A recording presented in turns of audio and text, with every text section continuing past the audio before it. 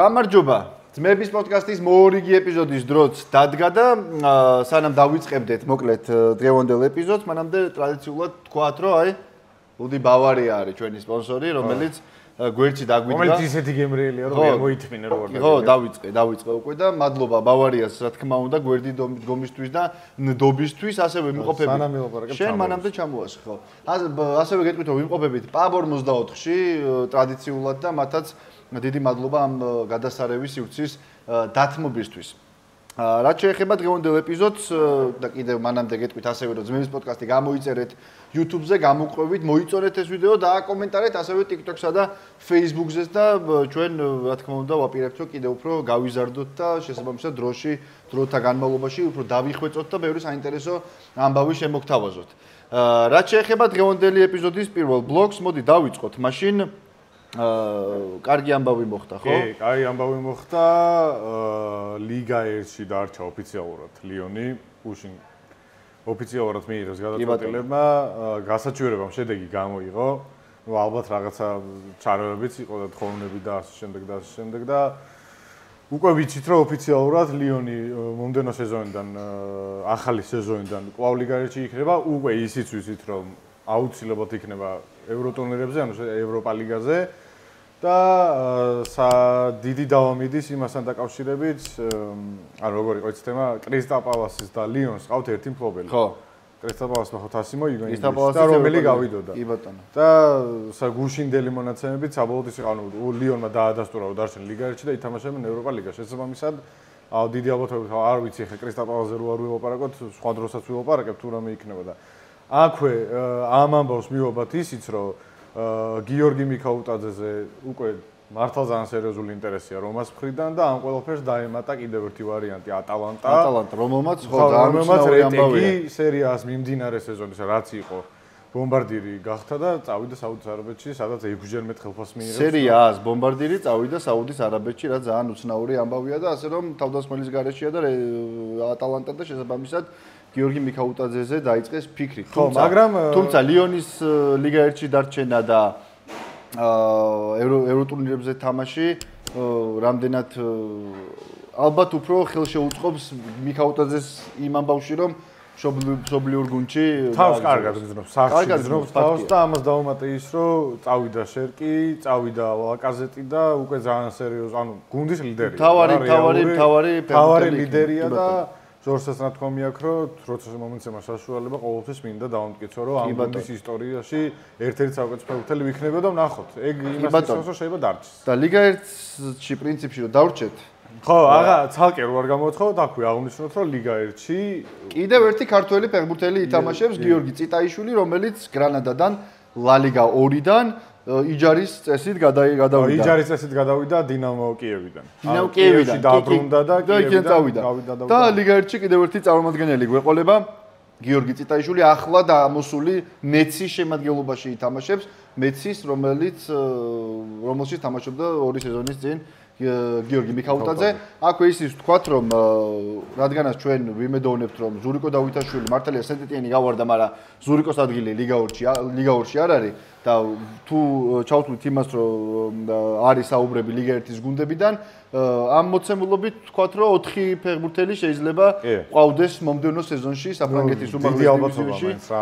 არც მე არ მგონია ლიგა 2-ში. კვარა, ზურიკო, ჟორჟი და წიტაიშვილი. ასე რომ წარმომადგენლობითი ხდება. და რა თქმა უნდა, კარგი არის ის, რომ 4-ვე ნაკრების ფეხბურთელია და ნაკრებს ძალიან კარგად წარდგება, იმიტომ რომ ნახე როგორ იყო წიტაიშვილი მთელი სეზონის განმავლობაში, მთელი კარიერის განმავლობაში თამაშობდა მარცხენა მცველ.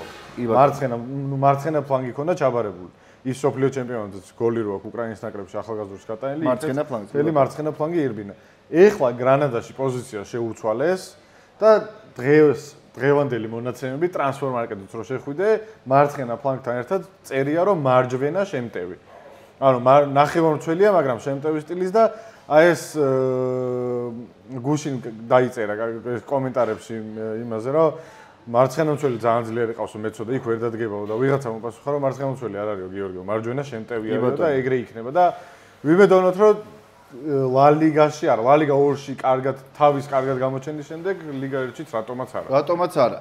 შვენიერი წარმატებებს უსურვებთ, რა თქმა უნდა, გიორგისაც და ყველა ქართულ ფეხბურთელს, რომელიც საერთაშორისო ასპარეზზე ნამდვილად გვასახელებს და ერთ-ერთი მაგალითი, მოდი აი ამასაც ეს მივაბათ, რომ ერთ-ერთი მაგალითი, რა თქმა უნდა, მთავარი კაშკაშა ვარსკვლავი არის ხუჩა კვარაცხელია, რომელიც მსოფლიო საკლუბო ჩემპიონატის ფინალში ითამაშებს ჩელსის წინააღმდეგ.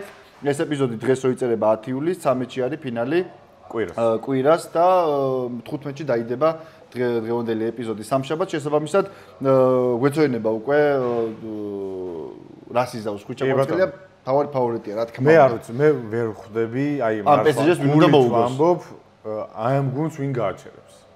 ანუ იმიტომ რომ გამოდიან, გასაგებია ხა საკლუბოა და ისიც ხო ჩანს რომ რაღაც იმას ვერ იტყვი რომ გუნდები სერიოზულად არ უდგებიან, იმიტომ რომ იმ ხელა თანხასთან არის თანხაზე არის საუბარი. ანუ გუში წავიკითხე რომ Fluminense-ემ, რომელიც ნახევარფინალში იყო Chelsea-სთან, ბოლო 40 წლის განმავლობაში ამ ხელა თანხა არ გამომუშავებია, ანუ ტრანსფერები არ ითვლება რა ეს ამ ტურნირზე თამაშით, კოპაზე თამაშით ასე შემდეგ. და უკვე Chelsea-ს ფინალში გასული თა გამომუშავებული 80 მილიონი დოლარი, ანუ ძალიან დიდ თანხებზე. ანუ ამ კუთხით იყო კარგი, რომ წინა გადაცემაში ვისაუბრე ჩვენ მინაშვილთან ერთად ბევრი ამაზე, რომ მომგებიანია სუსტი გუნდებისთვის, გამოცდილებას იღებენ, რაღაცათან შემზადება არის შემდეგი მსოფლიო ჩემპიონატისთვის და საიდანაც წავედი, მაგრამ არა, თალსაღად ეხა ხუჩა კვარაცხელია და რეალი ისე დღეს ჩააგდეს გუში, რომ მე მარტო რეალი არა, ნახე ფინალს, ჩემპიონთა ლიგის ფინალი 5-0 მოიგეს რეალს, მოუგეს, ყველას ისე მარტივად უგებენ, აი ბაიერნთანაც ხო თითქოს დაიძაბა. ბოტაფოგოსთან როგორ წააგეს? ხო, ორი წითელი თითქოს და აი დაიძაბა და რაღაც, მაგრამ ბაიერნსაც ძალიან მარტივად მოუგეს რა. და რა ვიცი, ლუის ენრიკე მართლა არის, რავი, ამ გუნდის. და მარკამ დაწერა, რომ ოქროს ბურთიო თუ ვინმე ეკუთვნის ლუის ენრიკეა ხუმრობით, რა თქმა უნდა და ალბათ ეგრეა რა. ასაუბროთ ეგრეა. მოკლედ მსოფლიო ჩემპიონატის საკლუბო ჩემპიონატის ფინალი Chelsea Paris Saint-Germain-ი და ნახოთ კიდევ ერთი ტიტული ისტორიული სეზონის გაგრძელება და დაგვირგვინება ამით შეუულია Paris Saint-Germain-ს და ფავორიტიც ბიზნეს ბარათას უმოწმო რომ პროგნოზის გაკეთება ზოგადად არ ღირსო რა, იმიტომ რომ ვიღაცა შეგაგინებსო მე რა ვიღაცა გეტყვისო და აი როგორ ჩვენ ვივარაუდეთ გასოს Facebook-ზე რა ხდებოდა აი Arsenal-ი Real-ზე და მე აქ რო Inter-ი PSG-ზე ხო ანუ უბრალოდ განვიხილეთ და მე კომენტარებში ყვიჩას წაგება გინდოდა თქვენი დედავატირე და რაღაცები და რავი არ სერიოზული პრობლემა გვაქვს ნუ მაგ კუთხით პრობლემა მაგ კაი არა პრობლემა ჩვენ კი არა ხალხს აქვს ზოგადად ამ ქვეყანაში პრობლემა და რა მინდა იცი ვთქვა რომ აი მართლა აი რა ვერც ერთი ვერ ხვდები რა შესაძლებლობით უნდა მოუგოს Chelsea-მ PSG-ს ფინალი. ანუ ფინალია ერთი თამაშია, ყველა თამაშობს გასაგებია და ჟოაო პედრო, რომელმაც აგე თავის ყოფილ გუნდს ორი ბურთი გაუტანა. სადებიუტო თამაში დუბლი შეასრულა, ხო. არა, კარგი ფეხბურთელია, რა თქმა უნდა, მაგრამ ან PSG არ დავეულდოთ, ნუ ძალიან ფავორიტი იქნება PSG ფინალში, გინდა კოეფიციენტებით და გინდა თუნდაც სუფთა საფეხბურთო კუთხით და ასე შემდეგ და ნახოთ რა და როგორ იქნება. წარმატებები უშუალოდ ყვარას და ვიმედოვნოთ, რომ მეოთხე ყვარა მეხუთე. მეხუთე ტიტულსაც მოიგებს ამ სეზონში, ხალხო, ერთ სეზონში წარმოუდგენელი ამბავია. და ვთქვათ ისო, წინა ეპიზოდში ჩვენ ვრცლად და ამომწურავად ვილაპარაკეთ ევროტურნირებზე, ქართულ გუნდების მონაწილეობაზე ევროტურნირებზე. მაგრამ პირველი თამაში ხო, იბერია, მალმე 1-3, ჩემპიონთა ლიგის პირველი საკვალიფიკაციო ეტაპი, დღეს ჩაერთვებიან ტორპედო და გორის დილა და ნახოთ როგორ წარიმართება ეს. ხო, სპაერი აქვე აღნიშნოთ რომ მეორე ეტაპიდან ჩაერთვება. კი ბატონო. და ხო სასაცილო არის ეგრო სპაერი იცი რატო ერთვება მეორე იმიტომ რომ კონფერენს ლიგა ჩელსიმ და ბეტისმა გადაწყვიტეს რომ სპაერი მეორე ეტაპიდან ჩაერთოს საკვალიფიკაციო არა სპაერის მიმართ ძალიან კარგი თორგანწყობილები და თუ რატომ შეგიძლიათ წინა ეპიზოდი ნახოთ დავით მინაშვილთან და ამომწურავად და ძალიან მართლა მთელი გულით და ძალიან პროფესიონალურად საუბრობს ამ ყველაფერთან დაკავშირებით. კი ბატონო. მოკლედ წარმატებებს უსურვებთ დღეს ქართულ გუნდებს ტორპედო. ორივე ფავორიტია. გორის დილას გორის დილა განსაკუთრებით. ხო, გორის დილა განსაკუთრებით იმიტომ ლუქსემბურგის გუნდი არის, რომელიც ისტორიის განმავლობაში არასდროს ლუქსემბურგის ჩემპიონიც კი არ გამხდარა და ასე შემდეგ და გააძვრნენ ახლა აქ რაღაცნაირად. შეიძლება ჩვენზეც იგივე იფიქროს ვიღაცა მართლა ეგრე ხო მე რო უცხოელი ვიყო და აი როგორც ახლა ვლაპარაკობ ურდაბასზე ისე ვილაპარაკებდი ქართულ 55-დან 50-ე ადგილზე ვარ. ხო, იმიტომ რომ რა ვიცი ახლა რა ყველაფერს თავისი ის აქვს მართლა. კი ბატონო. ასევე დღეს რა თქმა უნდა ვრცლად უნდა ვილაპარაკა რაგბიზე და ვილაპარაკებთ რაგბიზე აუცილებლად, ოღონდ ამ პირველ ბლოკში არა, მეორე ბლოკში დეტალურად, იმიტომ რომ ჩვენი სტუმარი იქნება ნიაზ მამრიკიშვილი მართლა ლეგენდარული ადამიანი.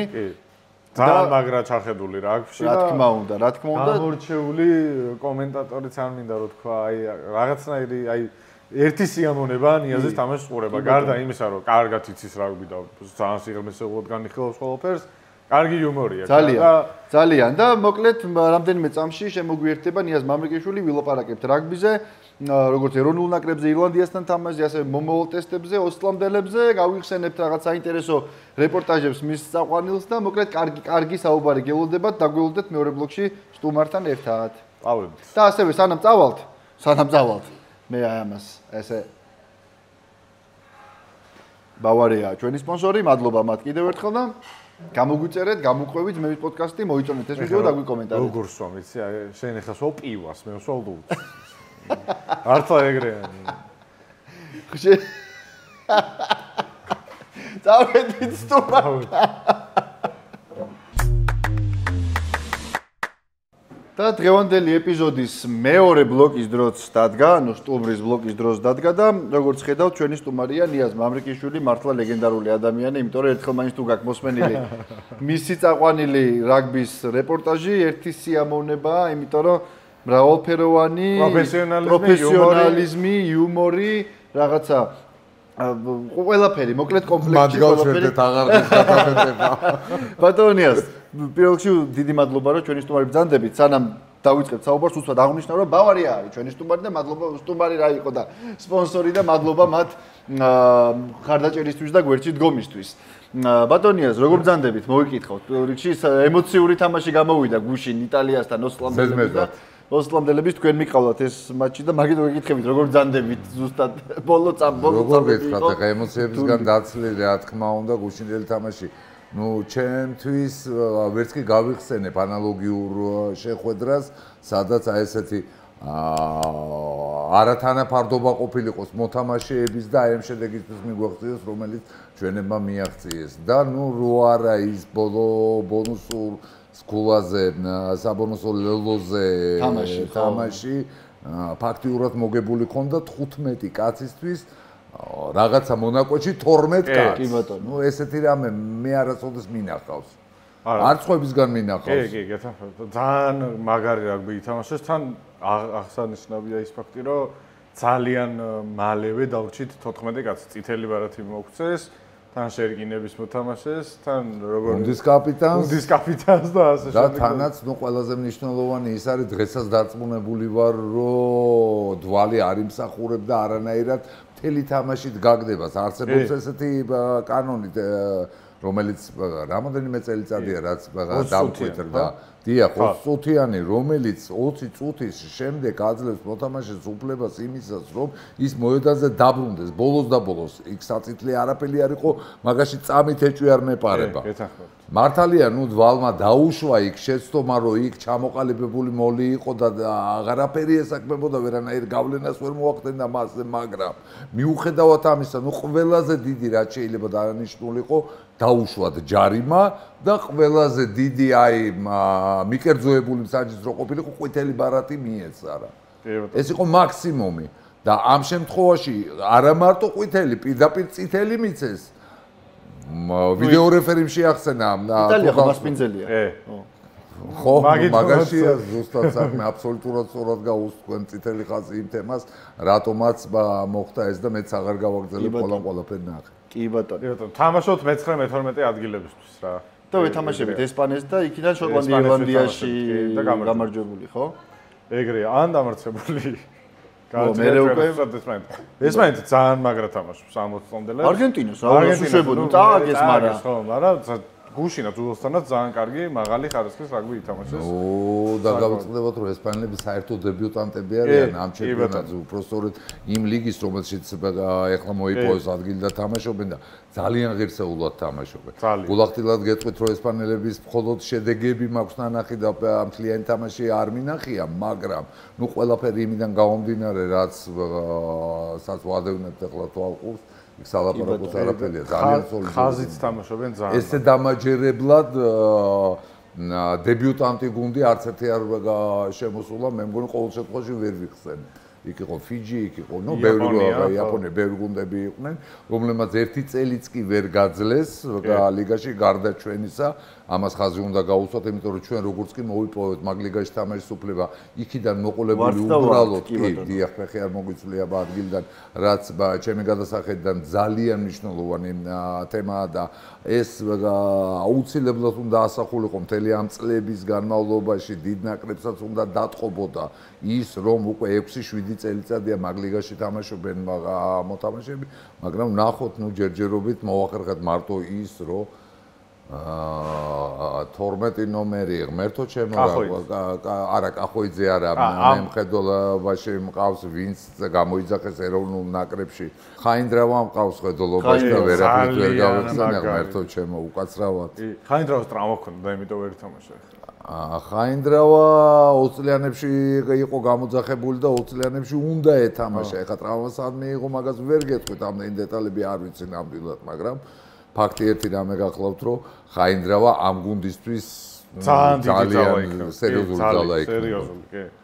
ფაქტიურად პირველ ორ მატჩიც ირლანდიასთან და ზელანდიასთანაც თითქმის ატროფირებული იყო უკანა ხაზის შეტევაში დაცვით ფუნქციებში სერიოზულად იყვნენ დაკავებული და აი მან დრო ხაინდრავა ყოფილიყო ალბათ ბევრად უფრო სოლიდურად გამოჩნდა. ეროვნულ ნაკრებზე მინდა კითხოთ ერთი ეხა ირლანდია ორი იყოს კი ბატონო რა მით უმეტეს სალაპარაკო ბევრია და სანამ კითხავთ მე გეტყვით იმას რომ პირველ რიგში თქვენ ყველაზე მაგრად რატომაც გქცევთ პატივს არის ის რომ ეხა ამ საქმეში ხართ რამდენი ხანია ყველას ძალიან კარგად იცნობთ მაგრამ ჩემთვის თავი რაც არის ის რომ როდესაც არის ადამიანი გასაკრიტიკებელი რა თქმა უნდა ყველაფრის ფარგლებში აკრიტიკებთ და ამ კრიტიკას არ ერიდებით და მე მაგას ვეთანხმებ, იმიტომ რომ ამის გარეშე მგონია რომ შეუძლებელია სპორტსმენის გაზრდა. აღმოსავლელებს აქვს თუ მგონია ესეთი გამოცდა. მოყვარეს ჯობია სიმართლე პირში ახალო ვიდრე გოლი დაულბო ყოილითო. ნუ ეს საერთოდ კომენტარები მე მგონი ყველაზე დახვეწილი სახით აქვს ინგლისელ კომენტატორებს, რომლებიც ნუ თითქმის სრულყოფილებამდე აქვს ეს საქმე მიყვანი. მე როგორ შევადარებ ახლა მაგას როგორ ვიკადრებ. მოყვარული კომენტატორი ვარ, მაგრამ ორიენტირება მათზე მე მგონი არა მარტო ჩემი და მე სწორედ მაგით დავიწყე, მაგ კუთხით დაუწყე ამ საქმის ყურება. მე მგონი ყველასთვის სასურველი იქნებოდა. კი ბატონო, იცით რატომ ამბობ, იმიტომ რომ ამდენი ხანი მემზადებოდით ირლანდიასთან თამაშისთვის. ამდენი ხანი ქონდა თუ სულ ყველგან Facebook-ზე ყველგან ეს ბანერები რომ ირლანდია, კი ბატონო, ირლანდია მიუხედავად იმისა, რომ თითქმის გადახალისებული შემოდგომით გვეთამაშენ, ოღონდ არავინ არ იფიქროს აქ რომ გადახალისებული შემოდგომით გვეთამაშენ, იმიტომ რომ 90 ნომერი ძირთადები ყავდა ჩერკინებაში რამდენიმე კაცი ძირთადი იყო და ნუ ეს ნაკრები არის ანუ იმ ნაკრების მთავარი ბირთვი არის ანუ 6-ზე სულ ერთად არიან ყველგან ერთად ვარიჩობენ გარდა ერთად არიან დავამატებ იმას უკაცრავად რო გაგაწყვეტინე მონაწილეობენ 6 ერის გათამაშებაში კი და ამდენი ხანი ვემზადებოდით და აი პირდაპირ ვიტყვი რა არაფერი არ მაქვს დასამალი ვერაფერი კარგი ვერ დავინახე ამ თამაშში ჩვენი მხრიდან მართლა ვერეფანში ისევ ამინდი მაგალითად ხო რა ანუ მიუხედავად იმისა რომ ამინდი იყო ძალიან ცუდი მარტო ჩვენთვის არ არის ეს ამინდი რა ისინი კონკრეტში არ თამაშობენ ხო რა მარტო ჩვენთვის არ არის ეს ამინდი ცუდი და აი სულ რაღაცაზე გადაბრალება არ მგონია სწორი რა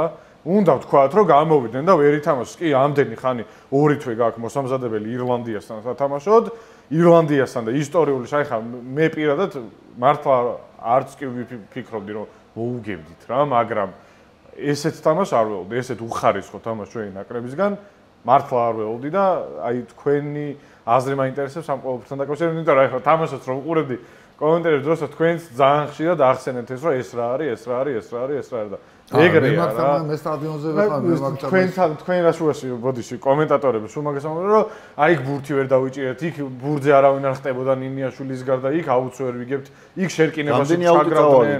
ასე შემდეგ და ამაზე უნდა ვილაპარაკოთ კი ყველას ვიცნობ ნაკრებში ყველასთან ძალიან კარგი ურთიერთობა, მაგრამ თუ ამაზე არ ვილაპარაკებთ უთხარით რომ ბიჭებო მაგარი თამაში იყო ირლანდიასთან ყოჩახტო გონია რომ განვითარება ძალიან გაგვიჭირდება რა თქმა უნდა შეურაცხყოფას არ აუსაბაყენებთ ჩვენი საქმეა ეს ჟურნალისტები ვართ ჩვენც რაღაცა მეც რა აქვს თამაშობდი განვიხილავ ამ ყველაფერს ამ თამაშს და გული დამწყდა რომ ამდენი ხანი ქონდა მოსამზადებლად და ვაფშე ვერაფერი საერთოდ ვერაფერი ვერ ვნახეთ დადებით პირველ რიგში ანუ იმიტომ რომ არა მართალი ხარ გეთანხმები აბსოლუტურად რა თქმა უნდა მეც და გეთანხმებით და იმას დავამატებდი რომ ამ ყველაფრის მიზეზი მე პირველად 6-7 თვის წინ როდესაც აი ეს ცნობილი ევროპის ჩემპიონატი რომელსაც წარამარავიგებთ და ხან რაღაც ალიფა არაფრის მომცემი მოდი ესე ვთქვა ნუ არც მაგას არ ვიტყოდი ნამდვილად არ ვიტყოდი ნამდვილად არ ვიტყოდი ერთი რამის გამო პირველ რიგში იმიტომ რომ აი ეს გახლავთ საუკეთესო საშუალება გატესტვის მომავალი თაობის საუკეთესო საშუალება გახლავთ და აქედან გამომდინარე აი თუ კი ვინმეს ჩანერგვა გინდა გუნდში და ვინმე ახალის მოწვევა უკეთეს ვერც კი ინატრებ მაგრამ ხარისხობრივად თამაშის ხარისხობრივ მხარეზე მაქვს აქ ერთმნიშვნელოვნად საუბარი უკვე იქ მივხვდი რომ მე მგონი შეიძლება ზოგისთვის საწყენი რამე ვთქვა მაგრამ მე ესე ვფიქრობ და ეს ჩემი სუბიექტური მოსაზრება ვისაც უნდა გაიზიარებს და ვისაც უნდა არ გაიზიარებს ის რომ მე მგონი რიჩარდ კოქრელმა ამოწულა თავის თავი მე ესეთი შთაბეჭდილება მრჩება ყველაფერი იმის მერე რაც ევროპის პირველობაზე ვნახე გასაგებია რომ იქ მარტო ნინიაშვილი გადმოიყვანეს 15 ნომრიდან 10 ნომერზე ეს ძალიან მნიშვნელოვანი განსხვავებული პოზიციებია ძალიან მნიშვნელოვანი ყველაფერს თავი დაანებოთ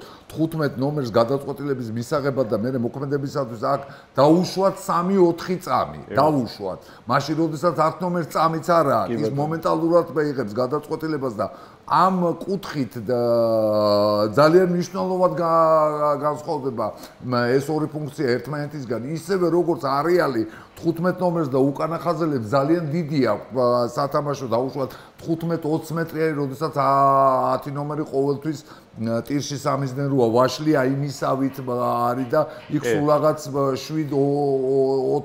7 მეტრში აკუპლება და ის თამაშის საშუალება ნუ აი ამ მნიშვნელოვანი და მე იმის თქმა მინდა რომ საბოლოო ანგარიში ორ თამაში გასაგებია რომ მაშინ მოხდა ისეთი რაღაცა რომ ლუკა დამტრეული არადო ლუკა დამტრეული არ იყო ლუკას უბედურებაში აიყვა და მე უფრო მაგასაც ვაბრალი აი იქ იმ გადმოსახედიდან უყურებ აი მილანდიასთან ჩავარდნილ თავს ლუკა მატკავას იმიტომ რომ ესეთი ფსიქოლოგიური პრესიდან გამოსვლა ძალიან რთულია ძალიან და კარიერულად ძალიან წინ წავიდა იმ კუთხით მაგრამ აი ამ წინ წასვლას იმ კლუბში დაწინაურებას მოყვა ის რომ როდესაც ლუკა მუდმივად თამაშობდა და ეს არის ძალიან მნიშვნელოვანი ფაქტორი ეხლა უკვე მუდმივად კი არა მე მგონი იმ გადასვლის მერე რომელსაც თქვენ გულისხმობთ საფრანგეთში წასვლის შემდეგ ოფიციალური თამაში მე მგონი 2 აქვს ნათამაში. 2 ითამაშა კი და ეხლა წამოვიდა თამაშის დიახ და აი ეს უთამაშებლობა დაეთყო ისევე როგორც ვასკოსოს დაეთყო ძალიან სერიოზულად უთამაშებლობა და თუ კი ამ საფრანგეთში დელეგირებას აქვს რაღაცა პლუსი, აქვს ის მინუსიც რომ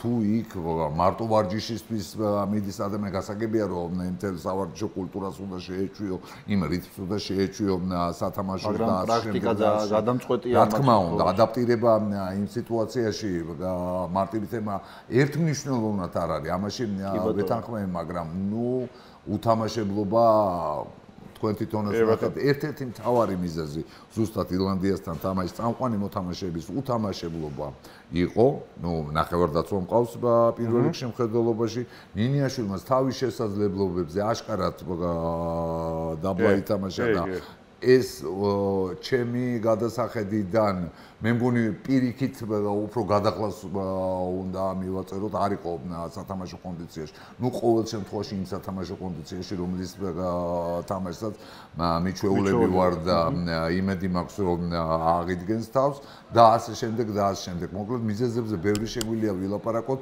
მაგრამ ერთ-ერთი კიდევ მნიშვნელოვანი მომენტი გახლავთ ის რომ ყველა საზაფხულო ტესტების წინ გუნდმა თუნდაც სატესტო სანამ ოფიციალურ ტესტებზე გადავა სატესტო მატჩი არ ითამაშა რაც საშუალებას მოგცემს აი ამ ყველა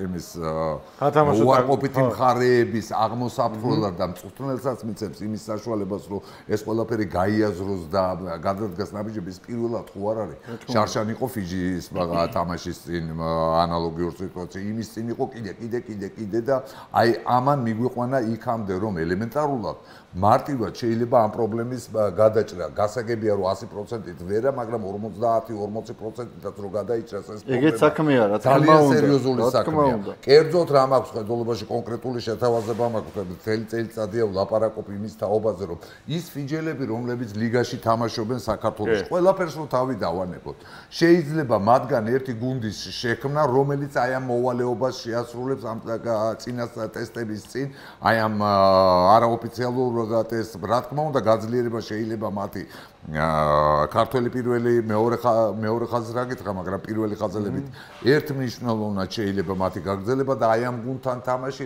რაღაც სურათს მაინც გაძლევს ესეთი მნიშვნელოვანი თამაშების წინ კიდევ ერთხელ ვიმეორებ ეს არ არის პირველად ეს არ არის მეოთხედ თუნდაც ამის საშუალება არის თანაც კალენდრიდან დიდი ათის გათამაშების კალენდრიდან გამომდინარე მარტივად არის ხარჯებთან არის ეს გასაგებია დაკავშირებული და ეს ხარჯები ბევრად უფრო დაბალი იქნება ვიდრე ვიღაც გუნდი მოიწვიო და ვის ძალია ახლა სეზონის ბოლოს თითქმის არავის არ ძალია შენთან სათამაშო იმიტომ რომ შიგა ჩემპიონატებში არის ფინალური ეტაპები ყველგან ზოგი გადადის ზოგი გადმოდის ზოგი ჩემპიონობაზე ფიქრობს და ასე შემდეგ და აქ არის მაგის საშუალება მაგრამ ამას რატომღაც არ ვიყენებთ, ვერ ვიყენებთ თუ რა, ნუ ვერ გეტყვით.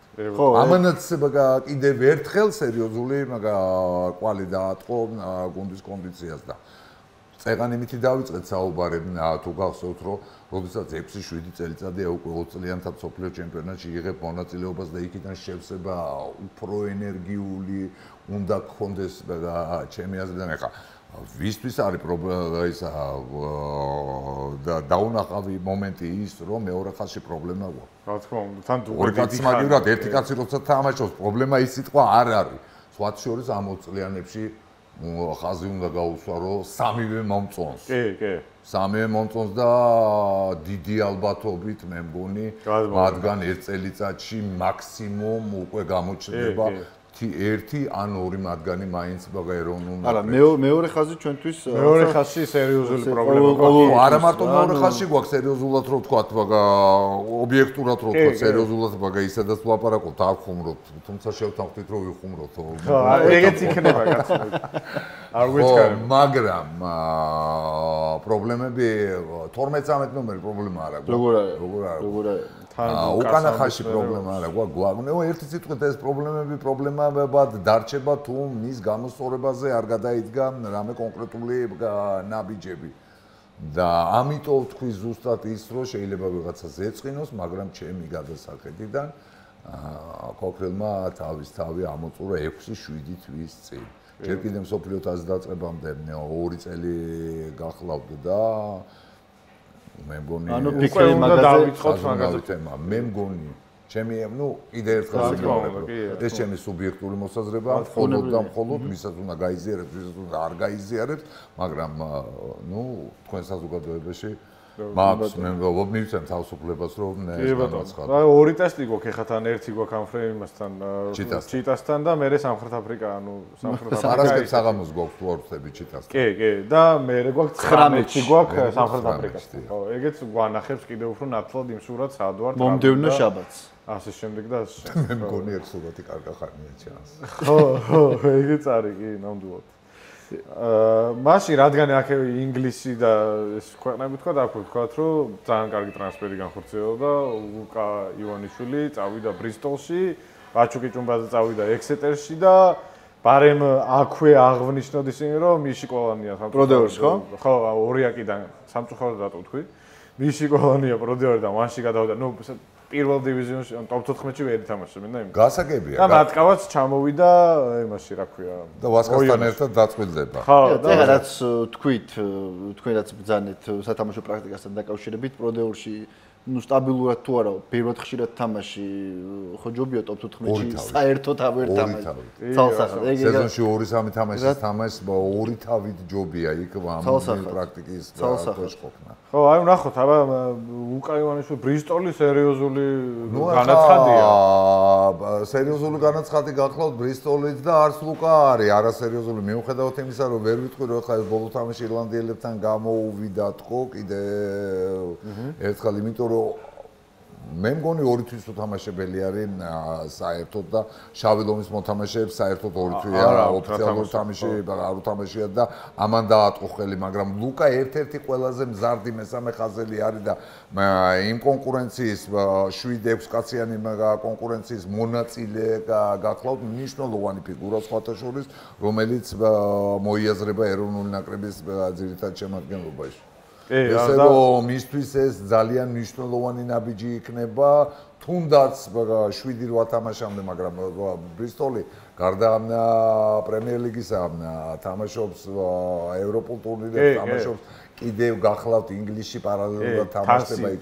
ესე რომ მუდმივად იმაში იქნება დატვირთულ სათამაშო კონდიციაში იქნება და უნდა იყო. აი ყველა ამ კონკურენციის მერე შეიძლება ბრისტოლის ძირითად შემადგენლობაში მოუყვედრა და ინგლისში ახლა მესამე ხაზში ამ ბოლო დროს მსოფლიო დონის 7-8 მოთამაშეა.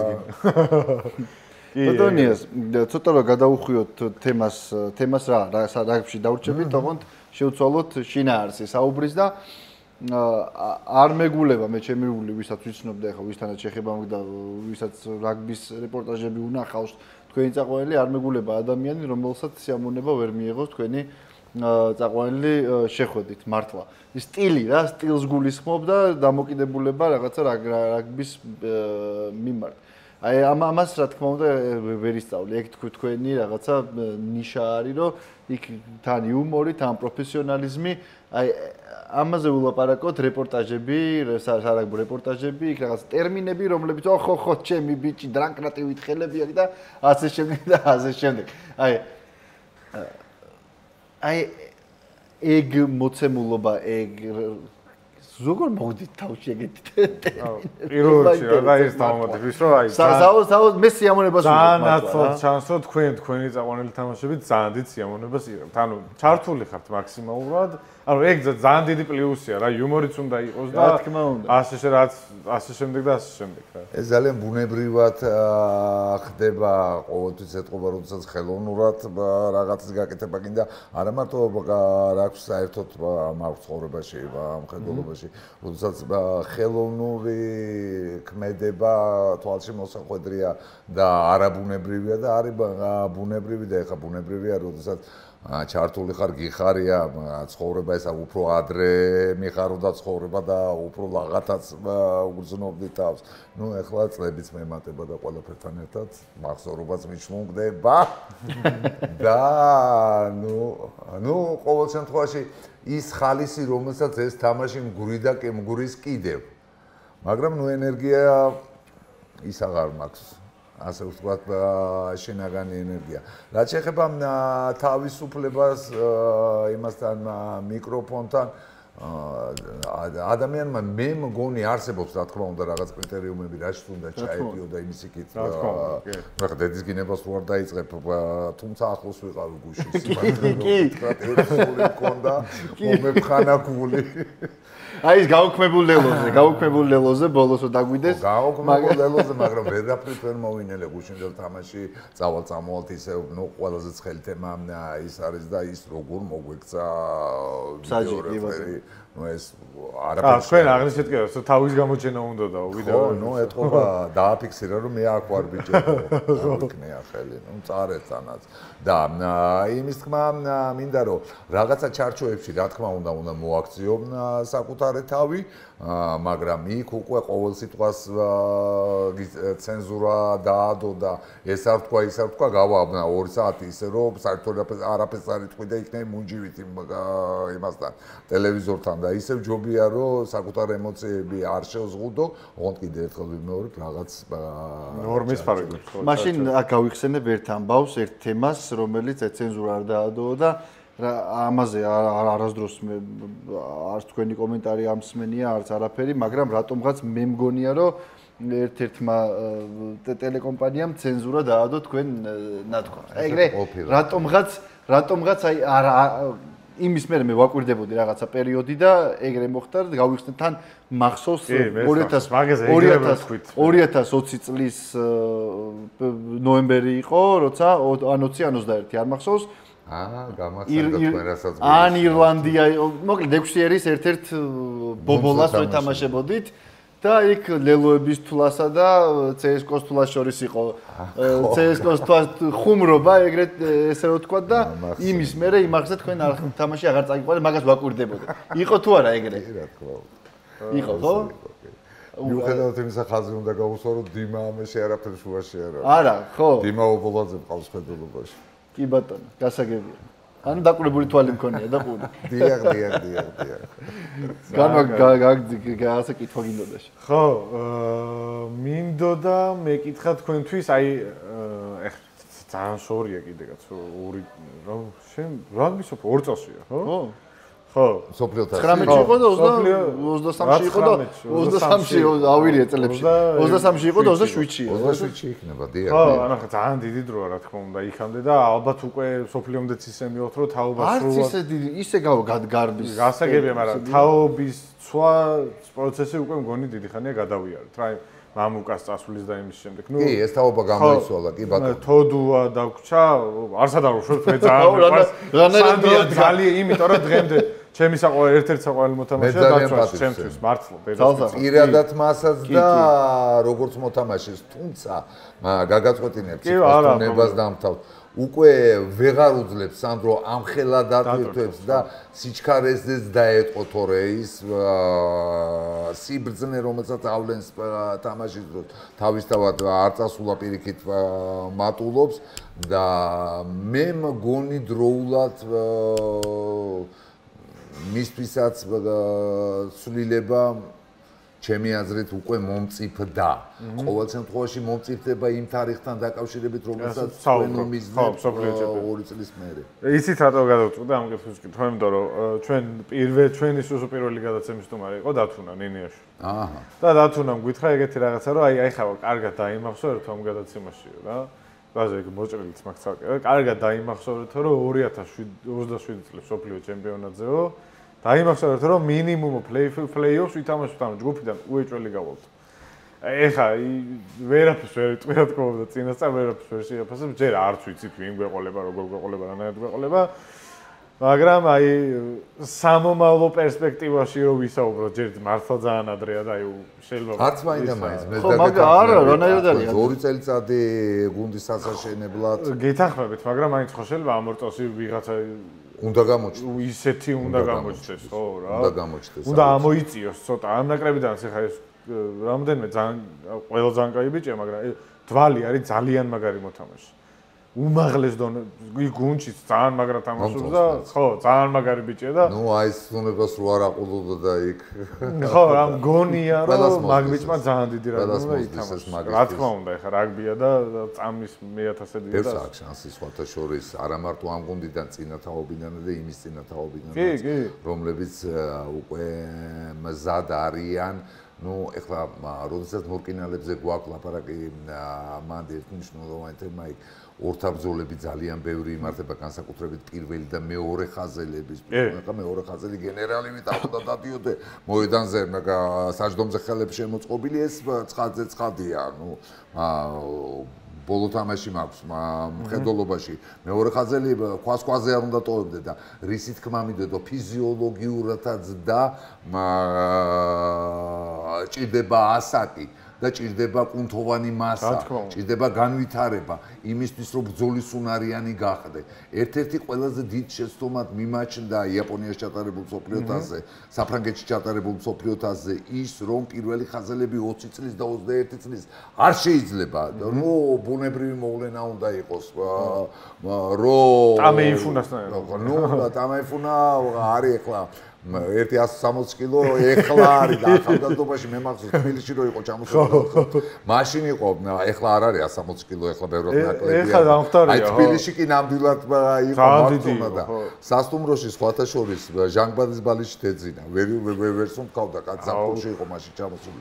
ხო, ნუ ეხლა ამეიფუნასი და რა მოგახსენო, აი დათო ზირაკაშვილის ნაირი, რა გჭირს ეხლა სათამეიფუნო, ვარსკვლავი ყავდა, ნუ გინდა ლეონსიო, გინდა ნუ პირველ ხაზში ნარიაშვილი იყო სასწაული რაღაცა 2-3 წლის პერიოდი იყო საუკეთესო. გეთანხმებით ხალხო, იმიტომ რომ პირველ ხაზში შეიქმნა იმხელა სათამაშო კულტურა და აქ კიდე ერთხელ დაუბრუნდები იმ თემას წეღარითაც დავიწყე რომ ფიზიოლოგიურად თუ მზად არ არიან მორკინალები და ეს გინდა არ გინდა ხდება 23-24 წლის ასაკში 20 წლის ბიჭი ჯერ არ არის მზად 25 და 27 წლის კაცს რომ გაუძლოს მისკუნთოვან მასას აღარაფერს ლაპარაკობ გამოცდილებაზე და კლასზე სათამაშო იმიტომ რომ პირველ და საერთოდ არა მარტო პირველ ხაზში უშუალოდ შერკინებისას და ღია თამაში უამრავი ასე თქვა თაღლითობები ხდება რაზეც შეიძლება წამოგვაყენდა ეს აუცილებლად უნდა ისწავლო და უკეთეს მასწავლებლებს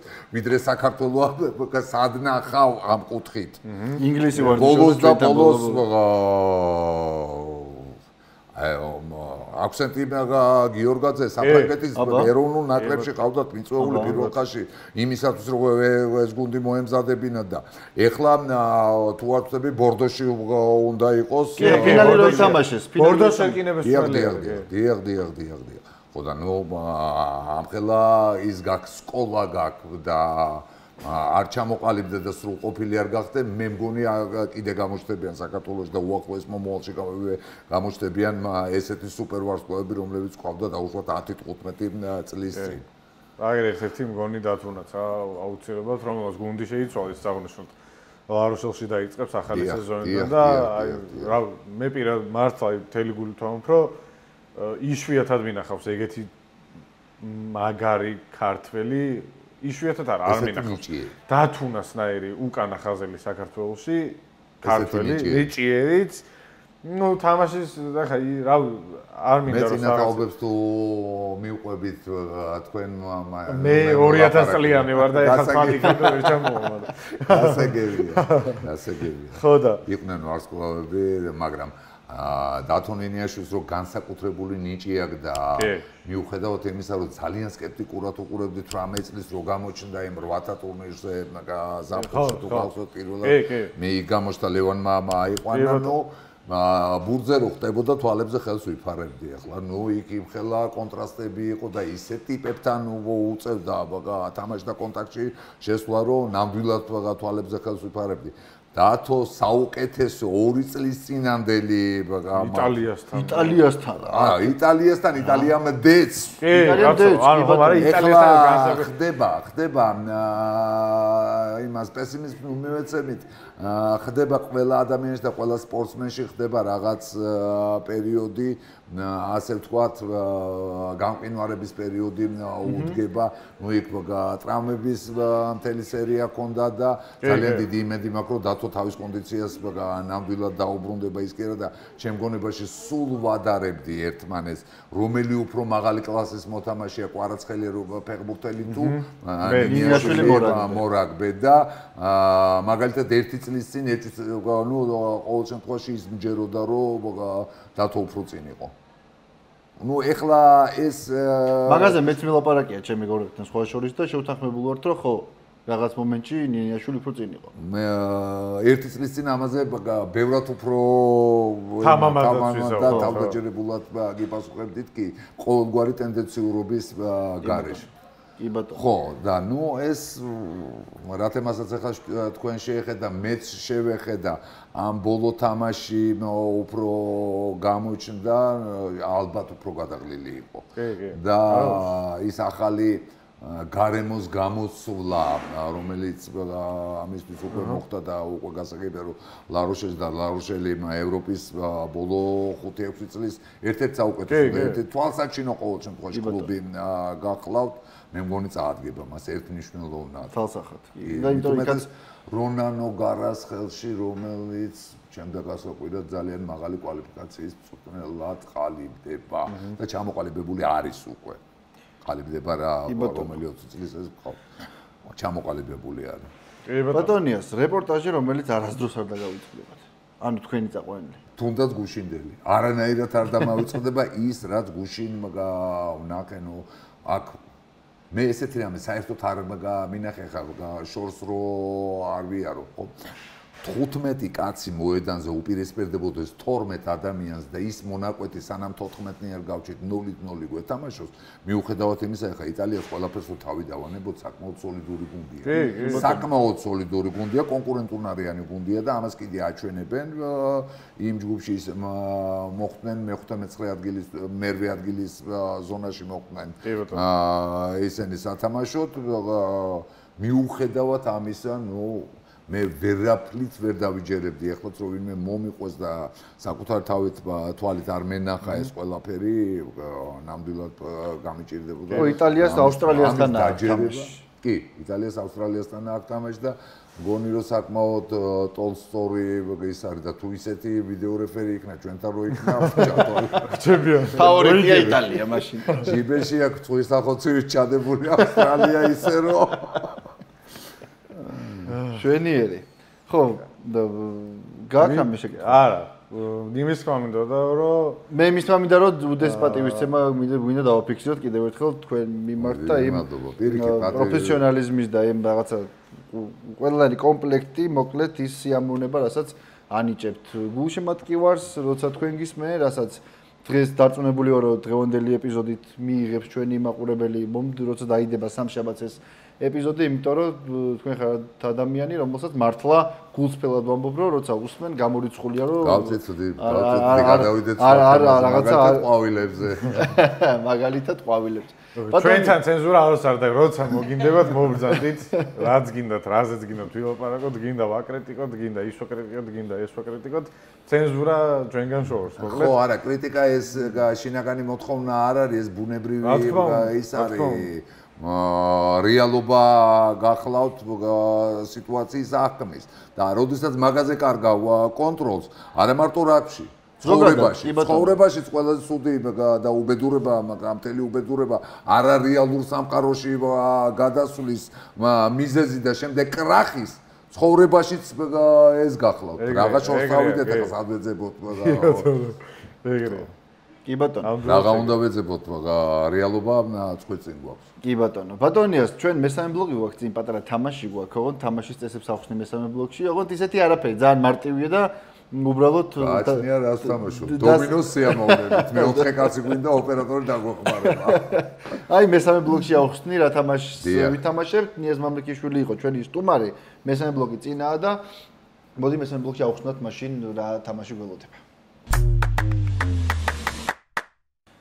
ბატონიას მესამე ბლოკის დროც დადგა თამაშს გულისხმობს მესამე ბლოკი და აუხსნი მოკლედ რა თამაში იქნება 10 მორაგბეს საქართველოს ნაკრების ისტორიიდან ჩამოგითვლით, ოღონდ გვარს სახელ და გვარსო ვიტყვი, უნდა გაიყვანოთ კონკრეტულ ადგილზე, ობიექტურად, ან სუბიექტურად, ოღონდ ისე რომ შემდეგი ვინ იქნება არის და ათეული უნდა დაკომპლექტდეს ესე. ცოტა ისეთი თამაშია. გასაგებია. უცნაური, მაგრამ ეს გვითამაშია სხვა სტუმრებთან და საკმაოდ რაღაც კურიოზული შედეგით მიგვიღია, მაგრამ ნახოთ როგორ მოხდება. გასაგებია, წინასწარ რო ჩამაყენეთ საქმის ხურში ეს კარგია უკვე, მაგრამ მე რისი კითხვა მინდა, დაუშვა ან თქვენ გულისხმობთ რა თქმა უნდა თავის პოზიციაზე რომელ ადგილზე გავიყვა რეიტინგში, ხო? არა, ზოგადად ქართულ რაგბიში. საერთოდ ქართულ რაგბიში მიუჩინო ადგილი? ნაკრებში, ხო, ქართული რაგბის კი ბატონო. რთულია, მაგრამ ისეთი ათეულია რომ მე მგონი. ზადოთ. შეგვიძლია დავიწყოთ, ხო? დავიწყოთ. პირველი დავით ზირაქაშვილი. დათო ზირაქაშვილი პირველ სამეულში უეჭველი. ულაპარაკოდ. რაც არ უნდა მოხდეს და ვინც არ უნდა დამისახელოთ შემდეგ ნომრებად პირველ სამეულს არ აცდება ერთ მნიშვნელოვნად. რომელზე გავიყვანოთ? თავის პოზიციაზე პირველ ნომრად გავიყვანდი აუცილებლად და ზოგადად კარგით მოდი დავიზღვევ თავს და დათუნას მესამე ადგილს მივანიჭებ. ზირაქაშვილი მესამე ადგილი. მიხეილ ნარიაშვილი. მიშა ნარიაშვილი. მიშკო ნარიაშვილი.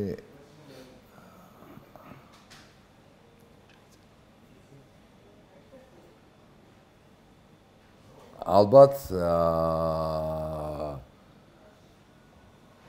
20-ში დავასახელებდი მიშკოს. 10-ში რომელზე გავიყვანოთ?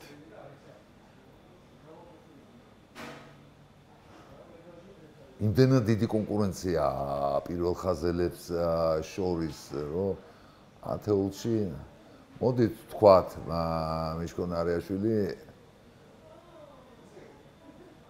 თუნდაც მე-10 ადგილზე. მე-10, კი ბატონო. ვიტო კოლელიშვილი. 25.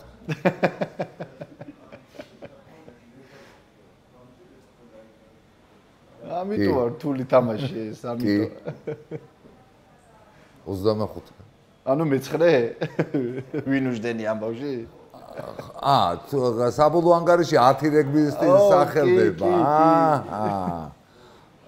მაშინ გაუცვლიდი ადგილს მიშას და მიშა 9, ვიტო 10. კი ბატონო. მეკო კვირიკაშვილი.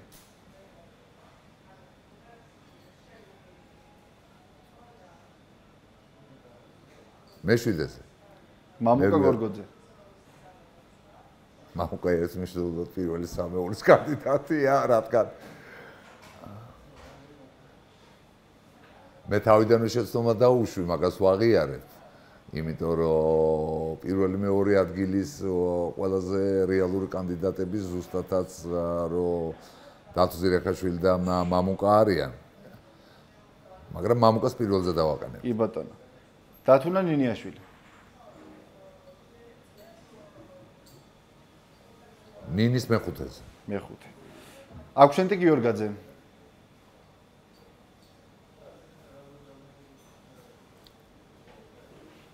მერვე ადგილი ხო ის მაგ დაბევებული მაგ და არავინ არ დაგვისახელებია. აუცარიელია მე. კი, მერვე ადგილზე დავაყენებდი, მაგრამ ერთ რამესაც გაუსვავდი ხაზს, რომ ჯერჯერობით ძალიან ახალგაზრდა არის და მას მთელი კარიერა წინ აქვს. ესე რომ 1-5 წლის მერე რომ კი დამისვათ იგივე კითხვა და პირველ სამეულში რომ ნინიაშვილზე, ხო? დიახ. პირველ სამეულში რომ დავასახელო, არ გაგიწევს. ანუ მერვე ნინიაშვილი წავიდა მერვეზე. ერთი წამით. მოდი მის ნიშს წინასწარ პატივს უცემ და მე-4 ადგილზე დავაყენე. მე-4, კი ბატონო. აქვშენტი გიორგაძე. აქვსენტის მერვეზე. მერვეზე. ლეონსიო. დარჩა პირველ ხუთეულში ადგილი? მეორე დარჩა და მე-6-ე სულ. მე-6-ზე. ილია ზედგენიძე. ხო, მოვხვდი ორმოში რომელსაც წინასწარ მაფრთხილებდით. ხო, ლეონ გაუცვლი ლეონსიოს ადგილს. ლეონსის მე-2-ზე და ილიკოს მე-6-ზე ქონდა ხო ვაკანტური ადგილი დარჩენილი. და ბოლო გია ლაბაძე. რომელი ადგილი? მე-5 დარჩა, ხო? მე-5 დარჩა. ნუ მან ასე თქვათ იძულებით იძულებით. გია ლაბაძე მე-5 ადგილი. შვენიერი კომპლექტაცია მივიღეთ, მე მგონი. თუმცა თუ რომ მომცემოდა შანსი დათო ალბათ ზირაქაშვილი მყავს ხედულობაში უდიდეს მორაგბე იყო. დათოს ალბათ მე-2-ზე და ლეონსიოს გაუცვლიდი ადგილს, მე-3-მესამე ადგილს, მაგრამ ნუ რადგანაც მოვხვდი ამ ასე ვთქვათ ლაბირინთში, გავეხვიე. კი ბატონო. წევ ხელებს. კი ბატონო. ბატონიას ურმესი მადლობა, რომ იყავით დღეს ჩვენი სტუმარი, წარმატებებს გისურვებთ. ძმების პოდკასტი გამოიწერეთ YouTube-ზე, Instagram TikTok-სა და Facebook-ზე გამოვყვებით. ლუდი ბავარიაა ჩვენი სპონსორი, პაბორმოსდალში ვიმყოფებით. მომდევნო სამშაბათამდე დაგემშვიდობებით. დიდი მადლობა ყველაფრისთვის, კარგად გზანდებოდეთ.